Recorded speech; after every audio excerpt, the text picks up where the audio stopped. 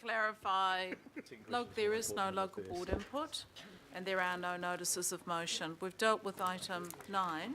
We're going to move straight to item 10, and as part of that we're going to take item 5.3, which is our wonderful Mark Roach, as our introduction to that item. So Mark and team, can I invite you forward? And warm welcome, and I am sorry to keep you waiting for as long as we have, and it's lovely to have you here. Thank you. So we've asked Mark to do both his sort of public input, his introduction to the item, and as a sort of a warm-up and an explanation of what this item's about. So, Mark, in your hands. Great, tēnā koutou katoa. Thank you for having us today. Can I get the PowerPoint presentation up? It's here, we're just getting it to there. That's a good idea.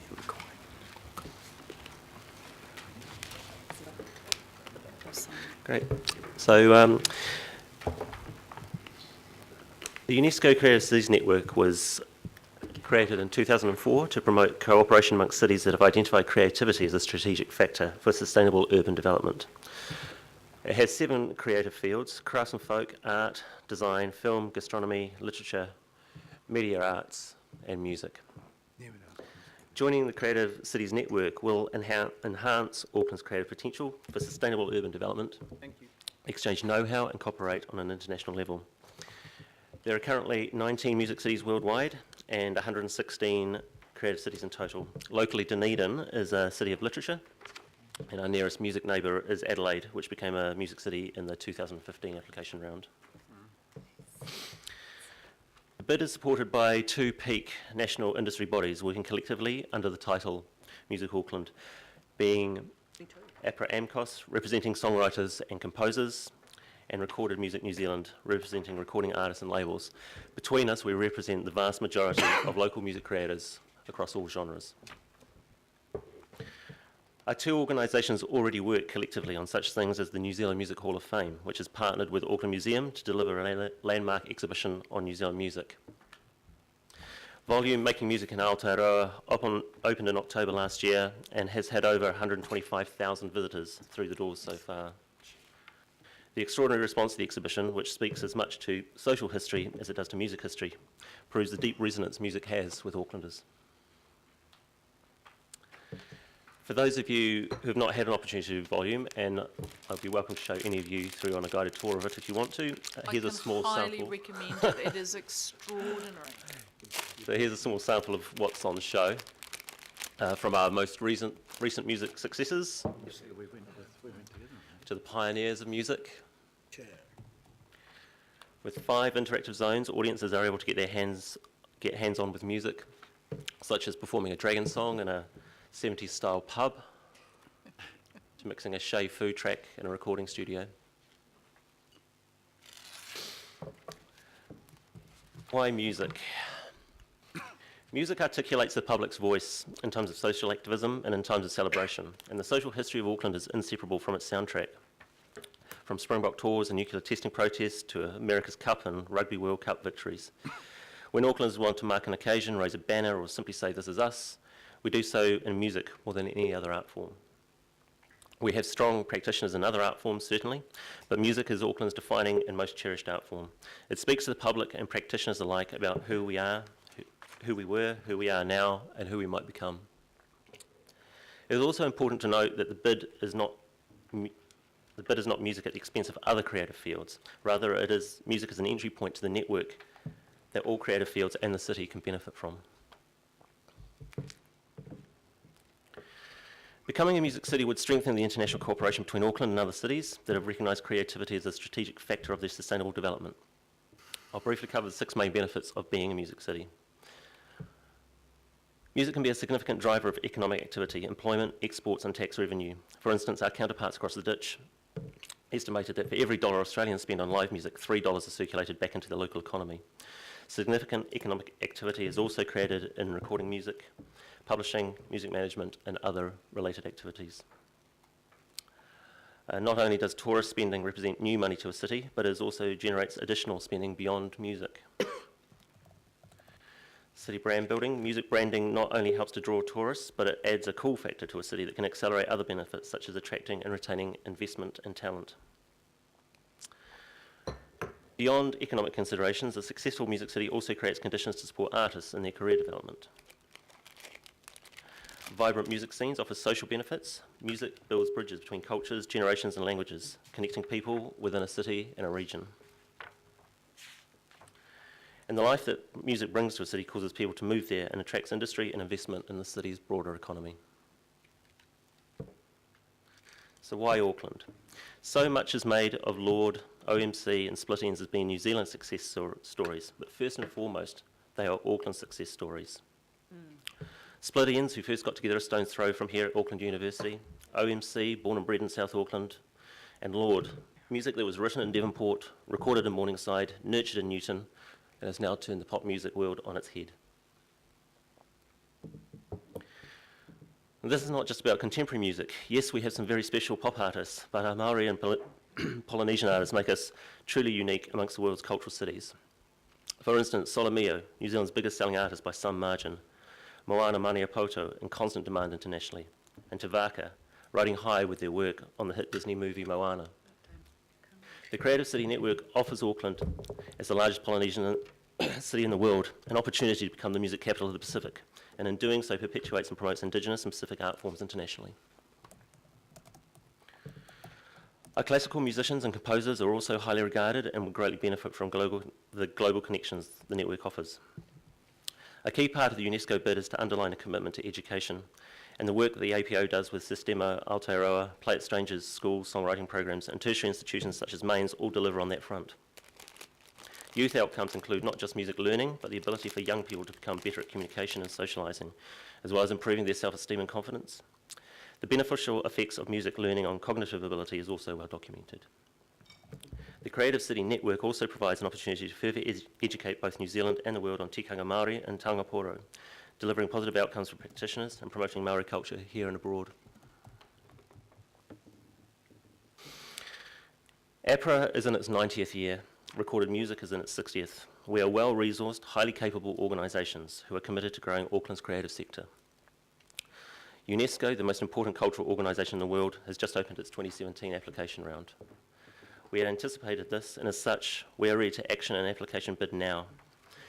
We require no financial assistance, nor do we require any additional resourcing. All we need is your endorsement and support for what we think is a major cultural, economic and marketing advantage for Auckland City. And speaking of endorsements, I'd like to leave you with a few people who you may know who also support this bid.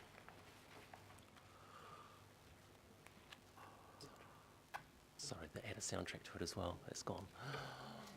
Oh, awesome.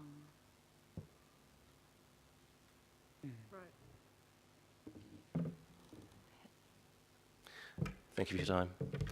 That's fantastic, Mark, thank you. I'm sure there'll be a couple of questions, and then we're actually going to go straight into the item.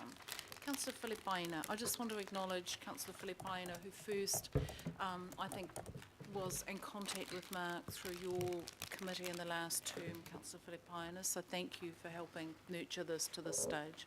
Thank you. Mark, just a question in regards to those last 5 photos. Yeah. Have you had any other verbal sort of support from any other artists as well as what we've seen up here?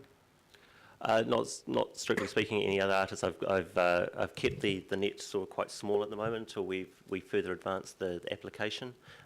We have, however, talked to other organisations such as the New Zealand Music Commission and New Zealand On Air Music, who have offered their support for this, and I believe AT is quite hot on the idea as well. Okay. Chair, just one comment, and Mark, I just want to say thank you. Thank you to the first deputation you came through to the Arts, Culture and Events Committee, and obviously further work on this. So, and I'll speak more on the item. Thank you. Thanks. Thank you, Chair. Thank you. Councillor Collins? Thank you. I'm backing the bid as well. I just don't have the sticker. I'm interested though. Or the voice. Yeah. I can see the benefits for Auckland, and I think this is really good. My question though is, what are the benefits for the artists outside of some of the groups that you've looked at, like Te Waka, Solemio, even Savage, to a degree? I'm interested in groups like Eddie's and those groups from out south who take part in certain things and take part in these concerts, these cultural community events, and that's the ceiling for them. And I think there's got to be some kind of development progression for them, and I'm not sure from what I've seen and what's been detailed here, what that progression is for those artists who get stuck at the bottom and have to go and record their stuff in garages. So I'm just interested in what your view was around that. Yeah, well, I think certainly with artists like that, it is about developing networks outside of both in New Zealand and outside of New Zealand. I think there's the opportunity there to share information and resources with artists worldwide and artists who might be in similar situations in other territories, who might be able to influence how that band develops in this country. For instance, the ability for other artists within the network to come to New Zealand and share information and to thrive. And I think in general, I mean, it's sort of how long's a piece of string, but you know, there's the greater good idea, the social development side of it, that over time, this creative city network builds up a respect for artists to the level that more opportunities develop locally as well. Thank you. Councillor Chloe? Totally supportive, fantastic. Just feel as though there's not quite enough emphasis though on Maori, Kapahaka groups, Pacifica, Polynesia, festivals, etc. And even the classical side. You mentioned the APO with Sistema, but not a lot of emphasis on APO. It seems a lot of more groups you're pushing as being what it is about. Individual groups, individuals, etc., rather than movements. No, it's not individual groups. It's the whole music ecosystem. Yeah, no, I know it is, but I just wonder whether that needs a bit more emphasis going This forward. is certainly in terms of the application to UNESCO, it would have that detail in it. At this stage, we are seeking council approval to advance the application. Maybe we can unpack that a bit more in the item, councillor. And last, we've got Member Wilcox and then Councillor Simpson. Thank you, Madam Chair. I suppose as a Māori, I learned to sing 10 guitars, and before I do that and then start reminiscing about Saturday nights at the glue pot, I was just wondering, how does this proposal that you're putting forward to UNESCO, will that showcase as well traditional types of music? I'm not saying 10 guitars is not a traditional music, but traditional Māori and as Councillor Chloe. Yeah, so one of the things UNESCO has actually said this year is they want to develop the underdeveloped sort of areas in their network. So it's a little European centric at the moment, and Asia is quite well represented, but they realise that for instance Africa and Pacific is underrepresented. And I think really, you know, as I've said in the presentation, that as much as we have these fantastic pop and rock artists, it really is our Maori and Polynesian artists who set us apart and make a difference. And I think that will benefit greatly from having this global network.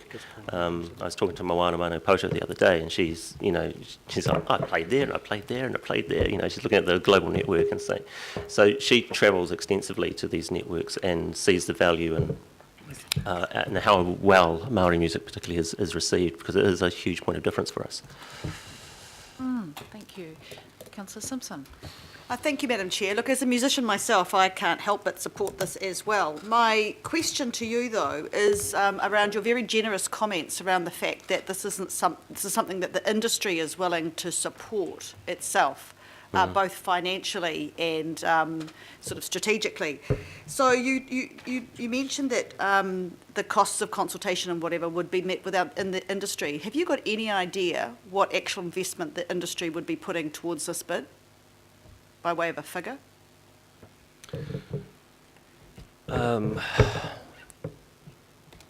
It's, again, how long is a piece of string? There isn't actually any upfront costs at this stage. Right. Yeah, I think putting that, the and bid- again, Okay, when- I'll ask the question again in the paper. I think so, councillor Simpson. And at the moment, while we're going through just the exploration of the, of the application, I think that's something that might get a bit clearer. So let's have a crack at that in the item. And so for the moment, let's thank Mark warmly. I'm happy to move. Maybe councillor Simpson, you'd like to second that we thank Mark for his presentation. And I'll move that. All those in favour, please say aye. Aye. Against? Carried. And thanks, Mark. Your